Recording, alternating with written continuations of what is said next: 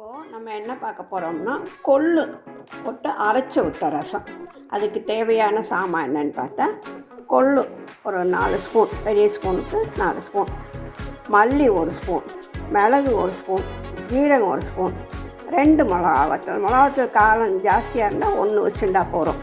அதுக்கப்புறம் மஞ்சப்பொடி, பெருங்காயம், 2 தக்காளி, கொஞ்சம் கருவேப்பிலை, கொத்தமல்லியோட காம்பு கொஞ்சம், அப்புறம் புளி இந்த அளவு. நான் இது ஒரு 6 பேருக்கு ரசம் பண்ணுறேன். அதுக்கு தேவையான சாமான் எடுத்து வச்சுருக்கேன். உங்களுக்கு தேவையான கூட்டி குறைச்சிக்கலாம் சாமான். உங்களுக்கு தேவையான மெம்பர்ஸுக்கு தந்தாப்புல கூட்டி குறைச்சிக்கலாம். இது எல்லாத்தையும் இப்போ எப்படி பண்ணலாங்கிறத பார்ப்போம். இப்போது மிளகாய் வத்தல் போட்டுக்கலாம்.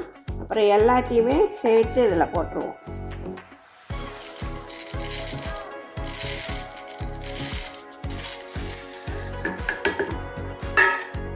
எல்லாம் போட்டு அதுவும் கூட 2 தக்காளி, அந்த கருவேப்பிலை போட்டு நல்லா மிக்சியில் அரைச்சிட்டு வந்துடும்.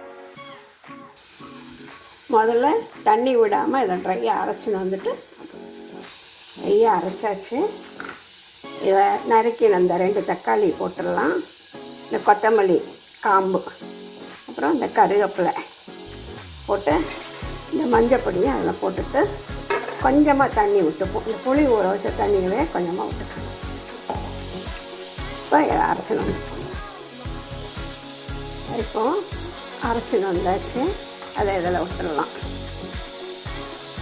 ரசம் வைக்கிற பாத்திரத்தில் விட்டுட்டு புளி தண்ணி கரைச்சி வச்சுருக்கேன். அதையும் கலந்து நமக்கு எவ்வளோ தேவையோ அதுக்கு தந்தாக்கலாம் வச்சு தேவையான அளவு உப்பு போட்டாச்சு. இந்த பெருங்காயம் போட்டாச்சு. இதை அப்படியே அடுப்பில் வச்சு கொதிக்க வச்சுருவோம்.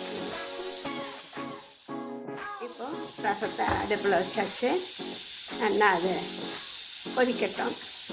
கொதித்து வந்ததுக்கப்புறம் தேவையான அளவு தண்ணி விட்டு பொங்க வச்சு இறக்கிட்டு தாளிக்க வேண்டியதுதான். இப்போது பச்சை வாசனை போக நல்லா கொதிச்சாச்சு பாருங்க. நல்லா கொதிச்சாச்சு பச்சை வாசனை போக. அதுக்கு தேவையான அளவு தண்ணி தான் விடணும். ஏன்னா கொள்ளு இதில் போட்டு அரைச்சிருக்கனால தண்ணி விட்டால் போதும். இது நல்லா சூடாகி நல்லா பொங்கி வந்தோடனே இறக்க வேண்டியதுதான். இறக்கிட்டு தாளிப்போம். இப்போது ரசம் நல்லா பொங்கி வந்தாச்சு பாருங்க. பண்ணிட்டு தாளிக்க வேண்டியதுதான். தாளிச்சுட்டு பார்ப்போம். இப்போது 2 ஸ்பூன் நெய் விட்டுருக்கேன். தேவையான அளவு கடுகு போடுறோம்.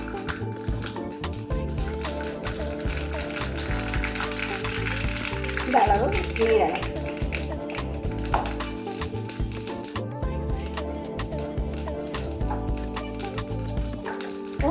கருவேப்பிலை, ரசத்தில் தாளிச்சு ரசத்துக்கு தாளிப்போம். தாளித்ததை அதில் போட்டுடலாம். போட்டுட்டு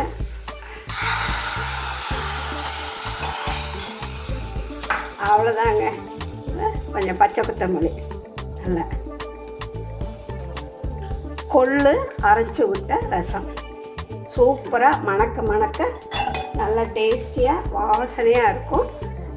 இதை அப்படியே சாதத்தில் விட்டு சாப்பிட்றதுக்கு இதாக இருக்கும். நான் இது ஒரு 6 பேர் சாப்பிட்ற மாதிரி வச்சுருக்கேன். உங்களுக்கு தேவையானதை கூட்டி குறைச்சி சாமான் எடுத்துக்கோங்க. ரொம்ப உடம்புக்கு நல்லது. கொள்ளை வேக வச்சு தண்ணி பண்ணணும்னு இல்லை, இப்படி அரைச்சி விட்டு பண்ணலாம். சூப்பரான ரசம் ரெடி. எல்லோரும் பண்ணி பாருங்க. எல்லாருக்கும் பிடிக்கும்னு நினைக்கிறேன். ஒரு லைக் கொடுக்கலாமே. தேங்க்யூ.